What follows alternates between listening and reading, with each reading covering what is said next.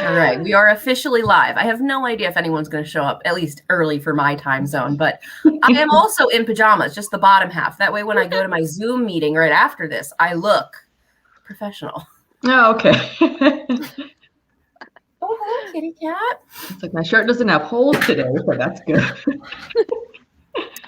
So before I just tangent, there's a cat next to me who knows that there's a box of treats on the ground, and she just like swiped off the lid and is looking up at me like, all right. Someone else can talk while I feed you. Come here. All right, I can take that up. Hello, everyone. If you are joining us now incredibly early for the morning show before work, or if you're watching this later, or I suppose many of you might be, I don't know, in the UK where this is a pleasant lunchtime. Who knows? Catering to all audiences, but whenever you are in time, thank you for joining us and welcome. All right, that's my bit. I'm out. Someone else. That was lovely. We are here to talk and wrap up the Book Buffet 2021 Readathon. I keep saying it's 2022, and that's kind of terrifying. I don't know what year it is anymore. My car thinks it's 2022, so maybe you're right. Maybe. Yeah. No, I called last year 2021, and I'm like, we're still in 2021. Never mind. No, time doesn't make any sense anymore, so meh. True. So where do we want to start? This was our first readathon, I think, for all of us in terms of hosting. Yeah. Amy, how was it for you? The book or the readathon? Let's talk about the readathon for a bit, because like it was such a foreign experience, at least for me. Like I want to talk about it a little bit. So let's start with you, Amy. What was it like? All right, so I'll start because, well, the thing is, I've, like all of you, have never hosted a readathon, but I haven't really participated in a lot of readathons because, I mean, for those of you who know me, I rarely update on time. I don't have like an update schedule. Like I don't have a TBR even. I'm basically not a planner. So it shocked me that, a readathon had so much planning involved, and it shouldn't have surprised me because, you have to plan out a readathon or else how are you going to host them? But when like we were actually going through and like planning out the bingo card and everything, everything just surprised me. Just as someone who just doesn't plan, I was like, oh my God, like we have to think about all this. No, I'm proud of what we did. I'm really proud of it. I'm like, this is really good work, and all of you. It was really fun working with all of you. And even though I only read the one book that we were supposed to read, I am still like, that was a good experience for me to have. So that's my my experience with this readathon.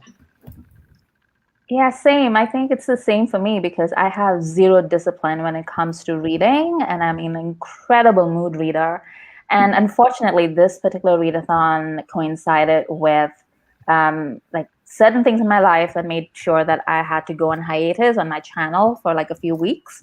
I'll be back, don't worry. But it was challenging, but I did do slightly better than Amy in that I read one book more than the discussion book. So so I read Rosaline Palmer Takes the Cake.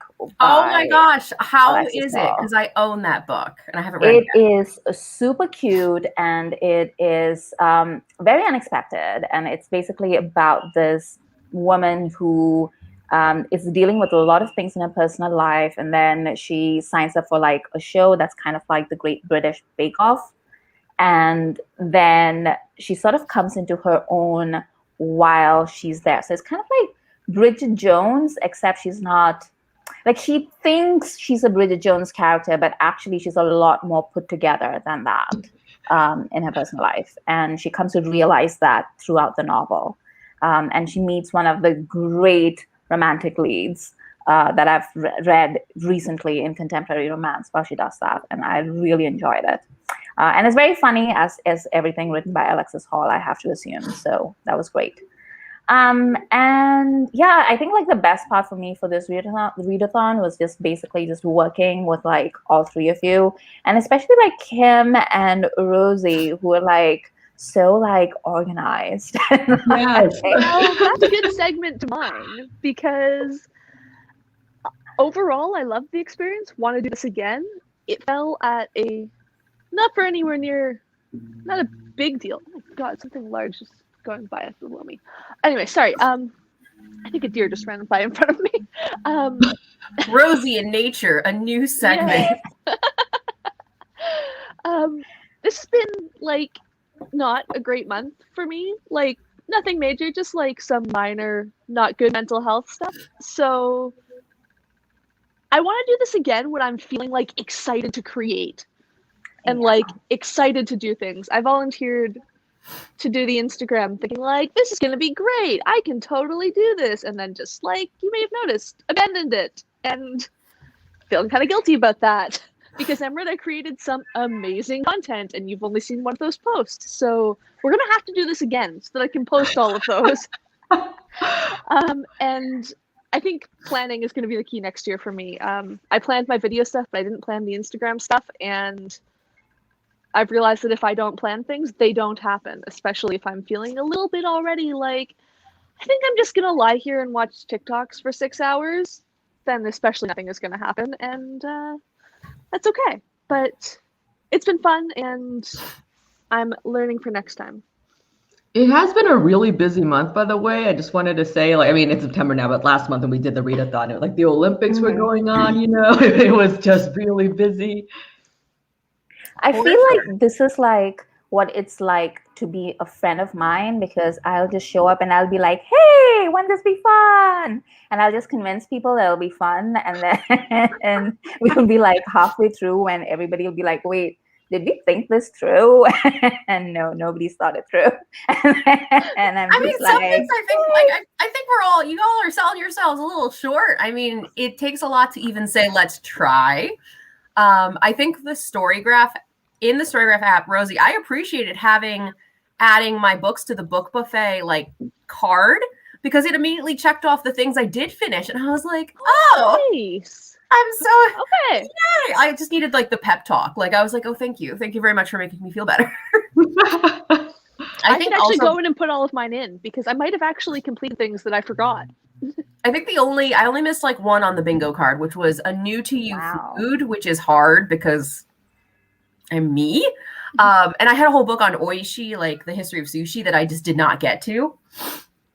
I mean, maybe the learning for us is it only needs to be a 2-week readathon or a weekend-long readathon. I mean, I think we all said, let's give ourselves a month so we have time to read. But then, to your point, Rosie, holy crap, that was a lot of content. Like, I tried to film a vlog every week. And also, I don't think vlogs, like, perform that well on my channel, which is, like, here or there. Like, you know, I'm a metrics person, but, like, that doesn't really matter in the world. I read a lot. I think I read one of my favorite books of the entire year this month, though. Wow, which one was that? The Milk Lady of Bangalore. And it's a memoir, and this woman and her husband moved their 2 children back to India to be closer to their parents across both branches. And she is about to move into like expat, high-rise, beautiful like apartment, like the bougie place. And she gets into an elevator and there's just a woman with a cow. And she's like, oh, I'm here to bless someone else's new home. And it just starts this whole relationship. And there's underlying conversations about the discrepancies in like equality and poverty versus the rich. Like literally all these people in this rich townhouse kind of complex that has their own like drivers. She goes across the street every morning to get raw milk from this woman's cow. And it's a whole interesting conversation. And also just learning about the indigenous cows in India versus why do people start to get these hybrid cows that are mixed with cows from like Europe and the US because they produce more milk. So the indigenous cows, are the breeds are slowly going extinct. It was really fun. And she was I can speak. So she's a journalist. So she has like a investigative approach, but she also is very self-aware. She's like, so my privilege is living in this really big townhouse and I can hire like a driver. I have cleaners. I have a nanny, but all I want to do is help these people. But all they want is money, and they want money because, well, like when their cow gets sick, like that's their livelihood. It was this whole big thing. And my favorite idea was that she wanted to buy another cow for the milk lady. But you're not supposed to buy gifts, like especially a cow. It had to be blessed, and then it became a gift from her father. Like the most prestigious thing you could do on your 80th birthday is give a gift. It was a big journey, and it was very interesting. Huh. Wait, is this I'll a check it out. nonfiction book? Sorry? Is this a nonfiction book? It is, but it also feels like the 100-Foot Journey, kind of like happy Disney PG movie that could come out in the holidays, and I would feel warm and fuzzy about it. Let me see if I can find a link for it.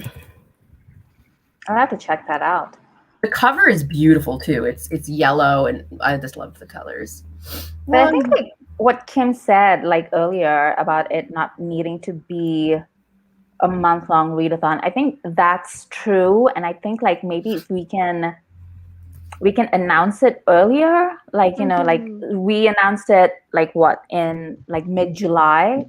I think like if we started announcing things in like say mid-June and telling people that they have like a month and a half to get, like whatever it is that they wanted to read, and then have like a week, or like the first week or like the second week or the last week in August. I'm not saying that that's what we should do. Like it should be like an August thing, but I'm just saying like, for reference.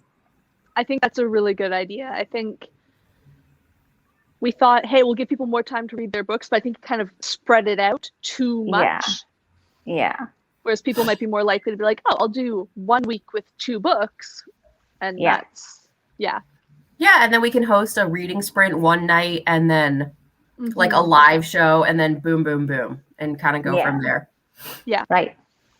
I kind of like the idea that, oh, sorry. No, go ahead. Who was talking, but yeah, I kind of like the idea that I think Rosie mentioned earlier about trying a weekend one, like just like, oh, this weekend we're going to do a food theme. And then, we all read one book maybe. Because I was like, I think it just appeals to them, like the mood reader in me, or else like the person, like my ADHD brain, where I'm just like, man, I'm going to be super enthusiastic about this project for about a day. And then after that, I'll get distracted by something else. So if it's one weekend, I can't get distracted by something else, I hope. So that would be something I'd want to try in the future.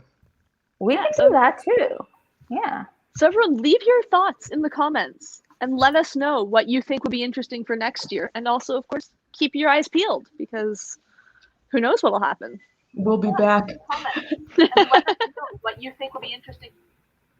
Also, a big shout out to like all our friends that did the tag and like participated in the readathon. How do we find out if anyone finished the bingo thing? Because I've never done a readathon before, so I have no idea how that kind of stuff is done. Rosie? It's a really good question. I don't know. We should have asked Margaret this because she did this for her March of the Moderns, and that's where I got the inspiration. I don't know. We could probably look up the hashtag on Instagram to see if anyone did finish it. Yeah. Yeah. That's a or good people idea. could just let us know.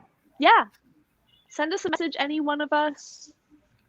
Honor code, we'll believe you. Yeah. Yeah. Yeah. Pretty much. And if you didn't finish, don't feel bad. I didn't finish either. It's like, I barely got started. Hey, reading anything about food is a success. I watched food stuff on Netflix, so I was like, okay, I'm still like feeling the mood. I'm just not reading anything. Yeah, there's a lot of good food content that's come out on Netflix. I still haven't finished the series High on the Hog, which if anyone's interested in the impact of like the African-American slave trade and African-American cuisine and its impact on the United States, it's fantastic. And it's hosted and executive produced by Dr. Jessica B. Harris, who is like one of the OGs of food historians in African-American diaspora. It's such a beautiful show, but there's such an emotional impact because it's one of the first Netflix shows or food shows to get dedicated just to the Black experience, that each episode is so like poignant that I'm like, oh, I need an emotional break a little bit. Yeah, I like binged that series, so I got to the end of it and I went, there's no more? Like, when Netflix does that thing where it plays the next episode and it just said, you might also like, and I just didn't realize it was that short. So I hunted down the book, but I still haven't read it. So yeah, like I will read it eventually. Her book is really great. And then her memoir is also really great. My Soul Looks Back. And she narrates all of her own audiobooks. And she has one of the most luxurious, calming voices. Like if she was my professor at school, because she's a teacher, I'd be in love. It'd be awesome. I've had that series on my to watch list, but all I've been able to watch over the past like month and a half is like street food in Korea. Like that's literally it. Like I'm just like watching street food in Korea. That series is so much fun. I still need to finish it, but it's really fun. Wait, street food, there's a new street food? There's like so many different channels now that do like street food in Korea, and I'm just like watching all of them. Like the YouTube algorithm knows what I want, and it is feeding the beast. And I'm like, yes, thank you. I swear that's why I have like different emails for different YouTube like algorithms. Like one is all food influencers. Then there's the booktube channel, like my booktube email that is all booktube. And literally depending on my mood, when I'm downstairs with Dan, I will just switch the login so I don't mess up my algorithms. Except now I've been obsessively listening to Halsey's new album. So all of my YouTubes are like, do you like music now? It's like going back in time 10 years. They're like, here's this Katy Perry song with Timbaland that's 10 years old. And I'm like, why? Where did you find this thing? Talking about things that are like 10 years old, do we want to talk about the group book, which is Christian Confidential by Anthony Bourdain? So this was, I think, a reread for everyone except Amy, right? Yes. So Amy, go first.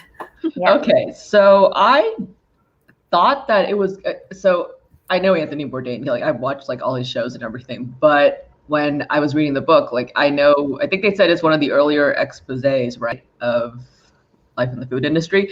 So I haven't read his book, but I read a lot of memoirs by chefs, so I was kind of expecting something like that. But even then, like I was still kind of shocked. I think it's because it's one of the early ones and it's like set like at an earlier period of time and it came out earlier. So some of the things that happened, I just went, oh my God, like it made me not want to go to a restaurant. Like I kept on thinking like maybe after he published this, people were shamed into being cleaner and stuff. And because he talked about how his rules for what he doesn't eat at restaurants, right?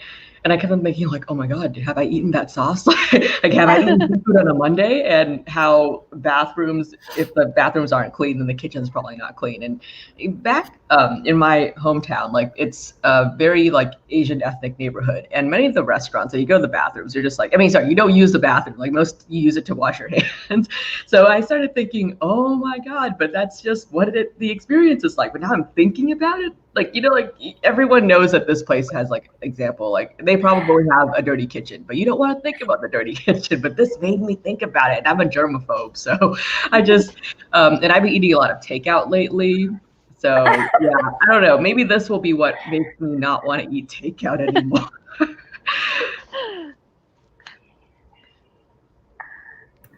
What was it like for you, Rosie?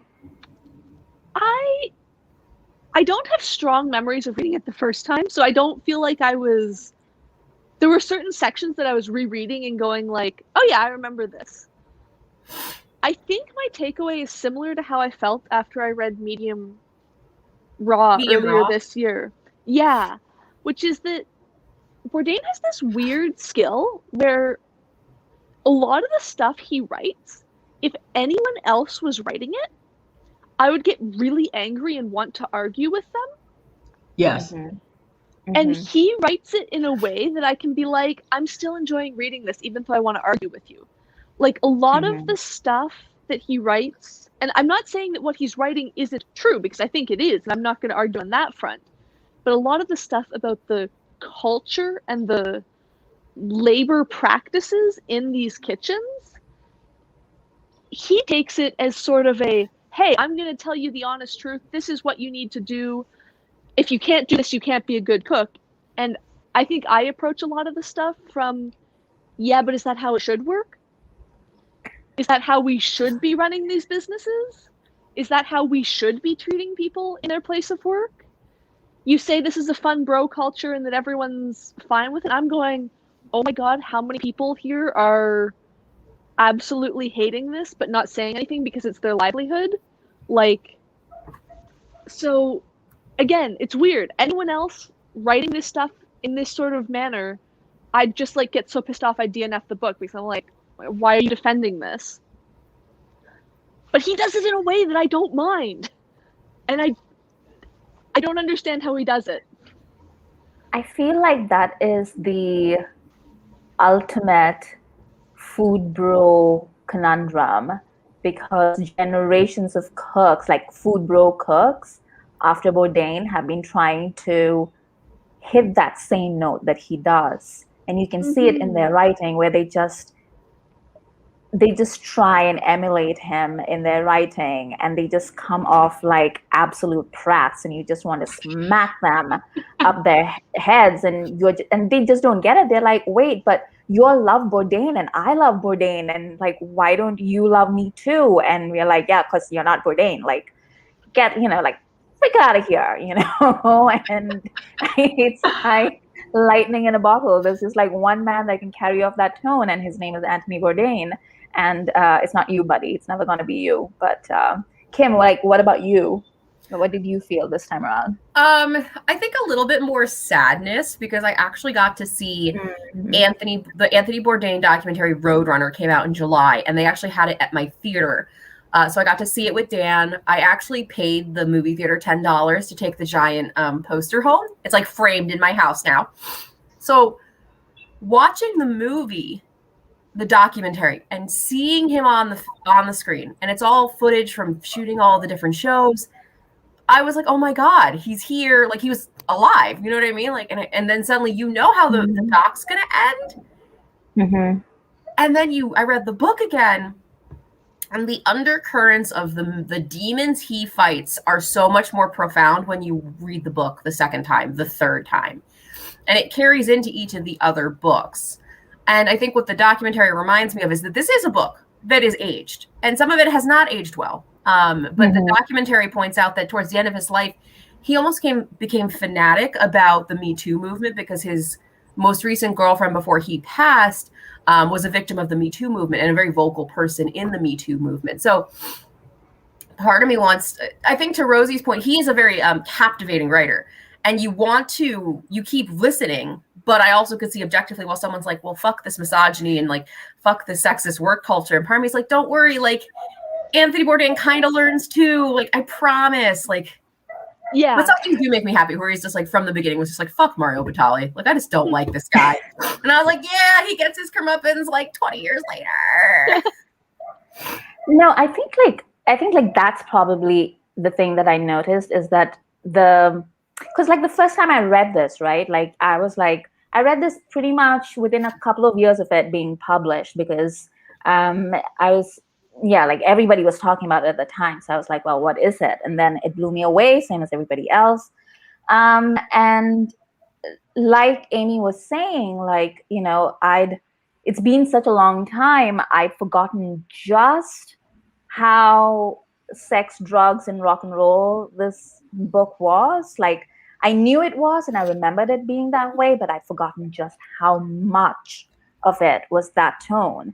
But also, I'd also forgotten that nobody, and going back to like what Rosie was saying, I think it's because like nobody has a lower opinion of Tony in these, in these environments and what he's doing with his life than Tony himself.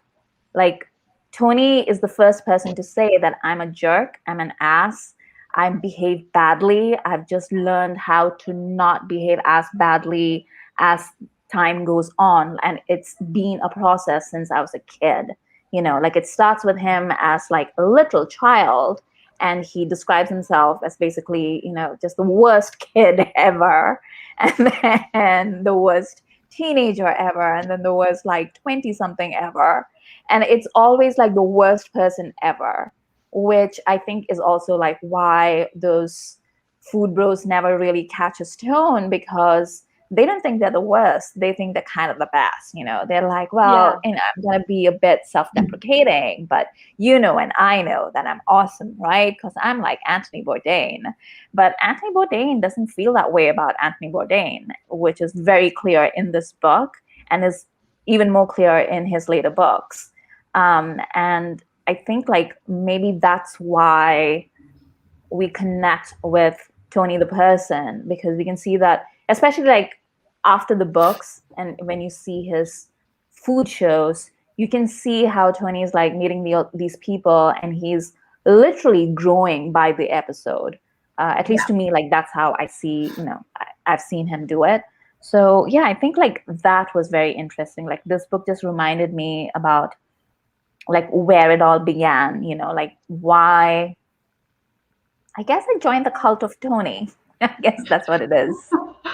They actually touch on that in the documentary too. And I think you've mentioned it and you really articulated it well. If you watch, like, I won't go back and watch The Layover.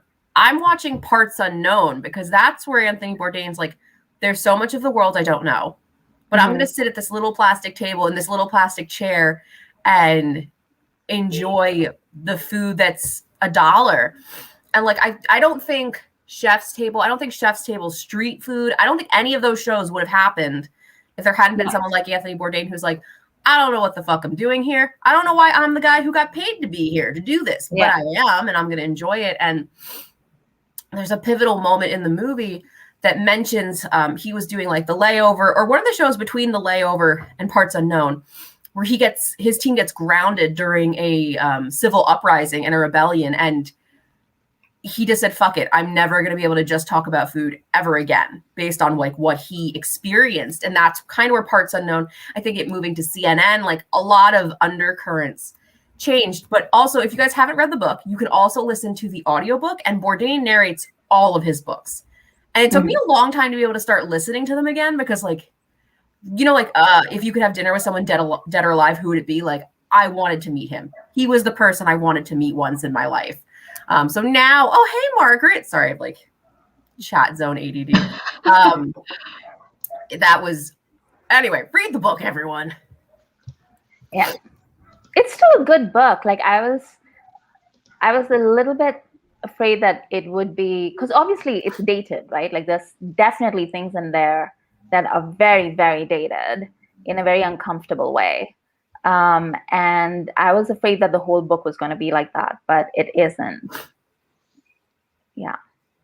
I think sometimes you can read the book or watch the movie that starts a genre, and if you read it 20 years too late, you read it and go, huh? Why does everyone care about this? I've read 10 things since then that have done this better, but everyone cares about it because it was the first. I don't think that's the case with this one. I think this is one where you go back and read it, and you see its influence, you see all that, and it still is a solid book on its own, not just for what it inspired. Yeah. And his voice has been intact. Like, it's very, like, that's the Tony Bourdain voice. He had it right from the beginning. It's very distinct.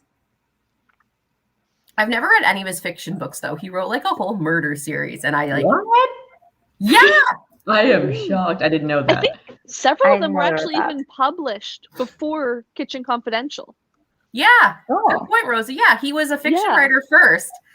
And I didn't know that there was a whole TV show made about Kitchen Confidential that starred Bradley Cooper. And I was like, what? Like, I didn't know that. Bradley Cooper? Yeah. Wait, Bradley Cooper or Bradley Cooper, like Bradley Cooper from Alias, Bradley Cooper. I think it was Bradley Cooper. Am I wrong? Wait, Merlin is Bradley Cooper. James. No, Bradley Cooper, the the Bradley movie Cooper, star. Right? Okay. Like the guy who was with Lady Gaga in that remake of A Star Is Born. Bradley Cooper. So that's what I was thinking of. Okay. Okay. I knew there was a show. I did not know that. It's definitely. Hold on. Is there a way to like screen share on these things? Whatever. I think there is, but don't ask me how. Yeah, there is, but don't ask me how. Hold on. Let's. I don't know what this does. Oh, got big Kim. Oh no. This is share a screen and see how this layout is unique. Can she do it? Oh my God, guys, did I learn something new? Look, I did it. Okay, I have to lean in to actually see because I'm on the phone. I mean, it's fine, but yes, it's Bradley Cooper. Like, They renamed him Jack Bourdain instead of Anthony Bourdain. But yeah, apparently there was a TV show that was 13 episodes long in one season and aired on Fox. Really weird. It is really weird. Like, maybe we need to have like a watch party sometime, because I don't. Bradley Cooper doesn't seem like enough of an asshole to be a Tony Bourdain. Like, if you look at the picture of him, So I actually have seen the pilot of that show, and he basically plays him like a rabid weasel, which I think might be just like his face, but he just like his like high face is just him being like very oily and very like, ugh. And I'm just like, no, like nobody wants to have sex with this person. Well, like, I'm pretty sure everybody wanted to have sex with Tony, like, nope. he also looks like a baby face in like the group shot for the show. Like, Bradley Cooper looks like he's 12. I don't think he's really aged. And he also, I don't know, he always plays like unlikable roles, but it's like what you said. Like, I feel like he seems like a likable person himself. So I don't know it's the same face. Like, he makes the same faces and everything, but he just seems like he's likable off camera, like, or, off screen when they're not filming for a movie or something. But yeah, but as soon as like they start filming for a movie, then he's always like suddenly unlikable. I don't know what it is. Unfortunately, when you're a movie star, you need to be likable on screen. Like, it's one of the things that's a requirement. Oh yeah, no, I mean, he's likable like when he's doing interviews and stuff, but like when it's a movie, it's just, I don't know what, like, but I think it's really probably the roles he picks, like they're just not likable characters. Yeah. Oh my God, get the hell out.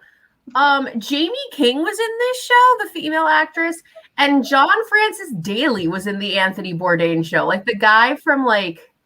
Yeah, I remember him from Bones, right? Yeah, and Horrible Bosses. Like, oh my gosh. Okay. Yeah.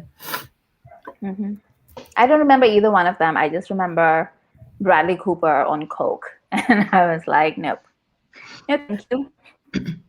A good transition is I was reading the new book that they put out this summer that got pushed back actually multiple times. And it was Anthony Bourdain's travel guide kind of book. And it's super dense. And I'm only a couple countries in. So it's a chonkster. And it was an idea that Anthony pitched that he didn't get to start. But his longtime assistant, Laurie, got to write and finish and brought in all of like Anthony's friends and colleagues to help finish the book. And essentially each chapter is, oh, you want to go to Korea? Here's how to get the best taxi. Here's the best place to eat. Here's what not to do. And I like it, but it doesn't have him and his voice. So I feel like I'm struggling to get through it. And I feel so bad because that's like the prize book. And I think it's important to have. And part of me is like, do I want to listen to a 12-hour audiobook where they just tell me how to like get around each country? I think part of the problem, I mean, I'm glad that they put the notes together. I'm glad it exists. It takes a very particular voice to make a travel guide that someone will want to read like a book. Mm-hmm. Like, I love travel, and I still would rarely sit down with, just like a guide. You need to have the voice of someone who's interesting to read. And I'm sure was his editor? His longtime like personal assistant. Okay, his assistant, yeah. I'm sure she's a wonderful person. I'm sure she's incredible, but she's not him, right? Like, he would tell you how to get a taxi in Korea in the funniest way possible, that you would actually just be like, oh my God, I have to keep reading this just for the voice. Yeah. But I'm not sure how many other people can do that. Yeah, and there are 2 more books coming out this year about Bourdain. One is written by his longtime producer that helped like through most of his career through Parts Unknown. And seeing the documentary, I'm now interested I'll read it. But now I know it's not a Bourdain, like, it's a book about Bourdain. It is not Bourdain. And then there's one more, Laurie, that longtime assistant, wrote a biography about Bourdain that's coming out later this year. And like, I'll read these 2 because they are people who worked with him for more than like 20 years. But I'm also getting to the point where, are we going to stop making books about him? Yeah. I mean about him. If someone found another manuscript from Bourdain, give it to me right now that he wrote. But I think I'm kind of ready for books about him to stop, if that makes sense. Yeah. Yeah. I think it's I don't think it's going to stop him, sadly. I think it's going to become one of those cottage industries, because he's just one of those people that just like captured the imagination, and then the way he died is also like something that just really, it was just a really culturally emotional moment, I think. And I think there's basically blood in the water is how I feel about it. And I feel like, like once that wave of books written by people that knew him and loved him best stop, we're going to see just like random things, and there's going to be like, like why Tony Bourdain was terrible, and why Tony Bourdain was awesome, why Tony Bourdain, changed this scene, and like why Tony Bourdain was wrong about that, and why Tony Bourdain was right about this. And it's just going to be, there's going to be a lot, I feel, in the coming years, and I'm not ready for it, and I don't want it, but they're going to do it all the same. Yeah. I mean, that's definitely why I'll look at the 2 biographies and like that might be it. And I think publishing houses are going to know that this is something that, like, hey, got a food book that you're not sure is going to sell super well? Can we put a Bourdain spin on it? Because that gives it just that automatic meteor of so many people are going to notice it and buy it because they know that name. And they don't know whoever this random author who might have written a good book, but they're unknown. So we want to go with the cash cow. Yeah. I do admit, though, if I find a blurb from Bourdain where he's endorsing a book in the food writing space, I've just started to buy them. And it's very rare I'm finding that he like is a blurb even on the front or the back of the book from like, there's like Publishers Weekly and blah, blah, blah. And like another chef endorses. But if Bourdain endorses it, I'm like, I need this right now. But I'm finding it's books from yesteryears, like 10 years back, not like newer things. Well, I feel like he's the sort of person that would want to actually endorse books that he endorses, right? Like, I think he's not the sort of person wasn't the sort of person who'd want to just say, yeah, sure, I can have, my stamp of approval on every single book that comes out. Like, I feel like, certain authors, you're like, how do you endorse literally every book in this genre? You can't read and like all of them. Did you read the Spark Notes for all these books? Yeah. I mean, he had that imprint too. It was like Echo Books, I think, or something. Like he had his own imprint that I've some of the books I've picked around in that space and picked up, to your point. So I there's like ways to still stay connected to him, but I think to your point, I just don't want it to become a cash cow, and I feel like it's going to. And it is such a in the documentary, what's going to happen. Despite seeing him on the screen, he's no longer with you. When that last 20 minutes of the movie comes, there's like not a dry eye in the movie theater. Like does not matter age, gender, anything. Everyone would like, it's just a sucker punch. And eventually they cut to Eric Repair, who was Anthony's best friend and found him. And Eric doesn't even look at the camera. He just goes, I don't talk about that, in his French accent. And that's it. There's I have a lot of respect for Eric Repair, like the world of the cash cow. And then there's also just like this Eric Repair just has such integrity. So sorry, that was my shout out to Eric Repair. And read his memoir, by the way, is fantastic. Yeah. Sorry, side tangent galore today. God, I can't even imagine what it must be like to just like find, your best friend like that. Like, yeah. Well, this is very depressing. Quick change, quick, save us all. It is, well, it's not as late as I thought it was. I thought it was like getting late for Kim, but no. And yes, Eric Repair is a beautiful man to look at, Margaret. I completely agree. Oh, yes. Yes, yes. The chat. I've been manning the chat. We're good, guys. Okay. He is also a wonderful human being. He has continued to do a lot of work to help essential workers and first responders throughout the pandemic. Like his restaurant, La Bourdain, before it opened back up in some capacity, they were sending out like 1,000 free meals every day. And like La Bourdain quality free meals in like nice little containers. And I was like, oh, that asparagus looks like the best asparagus in the world. Wait, who are they sending these out to? The essential workers and the first responders, like the nurses, everyone in the hospital, like free meals. Yeah. That's really nice. Like, I read lots of those stories during the pandemic where restaurants would box up stuff and bring it over to hospitals. I'm like, oh, people, there's still hope for humanity. I know like Sola's husband was also doing it. I think there was like a whole bunch of chefs and restaurants that were doing it. And that's, that's lovely. They shouldn't have had to. Yeah. But, it was lovely that they did. Yeah. Margaret's calling me out that my computer autocorrected Eric Repair to Eric Rupert. And I'm so sorry, Eric Repair. Oh my God, I saw that and I was just kind of confused. I was like, I didn't expect his name to be spelled that way, but okay. Yes, Jose Andres is also a fantastic human.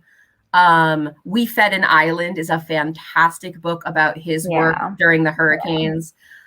I think like Book Buffet, like I found that the books I gravitated towards are more of the memoirs. I did read some food history books. I learned all about maple syrup this past month. And how Aunt Jemima and Mrs. Butterworth are not maple syrups, they're pancake syrups. And they're made almost entirely of corn syrup. So I was like, okay, my childhood just got shattered. I can't believe a Canadian hasn't helpfully pointed it out as yet to you, Kim, because almost every Canadian I meet, like the first thing they tell me is like, oh, that, there's like real maple syrup and then there's like pancake syrup, right? I just try to be polite about it because for so many people, like personally, I see them as different foods, right? Like they're not the same thing. But I also don't I know a lot of people have the strong association with pancake syrup and that's what they grew up with. And I'm not about to shit on it just because it's not. You know what I mean? I think that's the problem. We're too polite. We don't want to be mean to people. So Rosie, it's me. Trust tree. You can put me in my place. And the thing was, I knew that there was real syrup, and I figured all of the $14 bottles were organic. And that pancake, I didn't realize it was I work in food, and I was really ashamed of myself. I was like, did you never notice it said pancake syrup? And once I saw the word, I was like, oh, fuck, there's no maple syrup in this whatsoever. And then I turned it around and it's contains less than 2% maple syrup. And I was like, Can I admit something? I've never actually had pancake syrup. It's liquid sugar. You're not missing out. I mean, so is maple syrup. I was like, well, you have easy access to quality stuff. So I wouldn't eat pancake syrup either if I were you. Do you guys remember the great maple syrup heist that happened a few years ago? It is. It came up in another book I was reading this month. And it's by value, the largest ever theft in the province I live in. So it was something God, what was it? It was 60,000 liters of maple syrup. Huge. Yeah. It's many millions of dollars worth. And it was all smuggled out through my home province. So I live in Quebec and I'm from New Brunswick. And they smuggled it out through New Brunswick to Europe and the US. And I'm just that's the sort of thing that would happen in New Brunswick. Someone got caught with illegal mussels a few years ago. That was Oh my God. Can I tell you the worst thing by far that I've ever eaten in my life was when I was living in London, and I was living. So I would go for breakfast, and they would have pancakes, and it was already rough because these were British pancakes, and I don't know what they do with their pancakes, but they're never as fluffy. I don't know if it's something to do with the grain. They can't decide if they want to make pancakes or crepes, and they just say, let's just sort of take the worst of both. Yes. It's sort of grainy and flat, and I'm just okay, this is already traumatic. But then they serve it with the two options. Our golden syrup and honey. And the honey was always like optional. Like, if you were lucky, then they offered honey. But otherwise, it was golden syrup. And like, I don't know if you've ever just had like golden syrup by the spoonful, but it is not good, you guys. Like, What is golden syrup? It's like, well, it's syrup and it's golden and it's some sort of like sugar like substitute that they use in baking and stuff. And for some reason, the British have decided that it goes on pancakes, and it does not go on pancakes. For one thing, it's too viscous to like spread properly. So you're just like, it's like gloopy. Like, it's not even gloopy. It's like thick, sticky, like melted. Like, like if you make caramel and it just gets to that point where it's not liquidy, but it's sort of thicker. Mm-hmm. That's It'll the stick to everything consistency. you don't want it to stick Yes. to, and you can't get it anywhere you do want it. Yes. I'm just imagining it like sticking to your pancake, and you're like, oh, let me spread it. Instead, you just take the whole top layer of the pancake off. Is that kind of okay? Yes, that's what it is. That would make And, me like- rage. I definitely understand. And then we came back like one day, and one of my Canadian friends came back with like maple syrup. And she like brought it out of her jacket, like she was like giving us drugs, and she was just like, "Oh my god!" And all of us were like, "It's real maple syrup." And all the Europeans were so confused. They were just like, "What's the big deal?" And we were just like, "Oh, you don't even understand." And that was a good breakfast. That was a really good breakfast. But yeah, it's vile out there, kids. You got to be careful. Yeah. Every time a recipe calls for golden syrup, I use Yes. honey. I'm just like, no, we're not. We're not going there. I'm not going out and buying that. I still hate honey. I did a whole review. I read different books about bees. And the context, if you watch any of those videos, is that when I was a child, I thought Winnie the Pooh's honey collection was jars of liquid cheese. And I was like, this bear is the shit. He's got queso up the wazoo. And then my dad, bless his heart, gave me honey on toast with a little bit of cinnamon. And you expect cheese and you get sweet. And as a kid, I like never got over it. So Winnie the Pooh was a liar. But I did a whole honey tasting, like for that video. I tried different honeys from different areas of the United States to actually see if there's like terroir, just like how there is in wine. And it really is. Like there's such different taste patterns based on where the bees are pollinating. But you can watch me in the video, like I keep having to eat like little teaspoons of honey. And by the end of it, I'm like, I don't like this no more. This is not fun. You're suffer for my art. You're going to be revolted then, because I try and not have sugary snacks in the afternoon, because especially with work from home, if I start having like cookies after lunch, I'll just like eat a cookie every half hour all afternoon. Sometimes if I really need a sugar hit and I just really want something sweet, I'll just get a spoon and just have a spoonful of honey and just like lick it off. I have no judgment for it. Like if it's like good organic honey, especially from like, like special, like special little bees who are fed like a special little diet.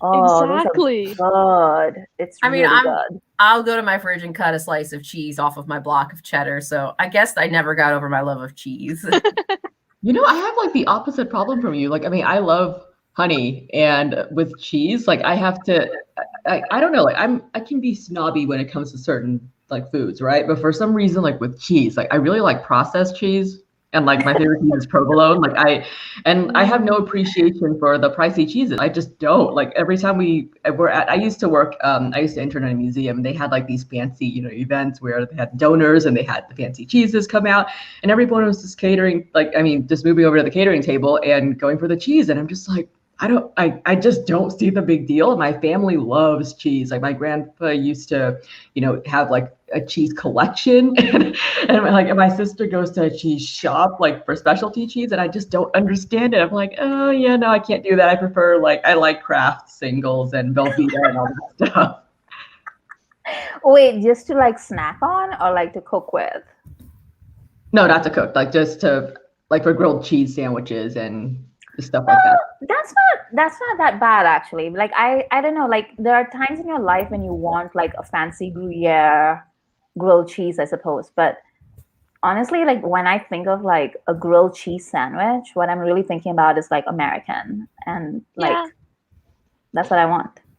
They're different, but both good. They both have their place. Yeah. Margaret's reaction is cracking me up because that's all my in real life friends and family. Every time like I'm eating the Velveeta, they're just like, oh, disgusting. But also like Velveeta mac and cheese is like, I'm sorry, but it is. Yeah, like you can't not have. Yeah, you can't have a grilled cheese without slices of like processed American cheese. I'm sorry. Like our gourmet grilled cheese is fantastic, yes, but when I'm sick and Dan knows it's time to like take care of me, I get a can of tomato condensed soup with milk and grilled cheese on my gluten-free bread, but grilled cheese and just processed like Kraft American. I'm sorry.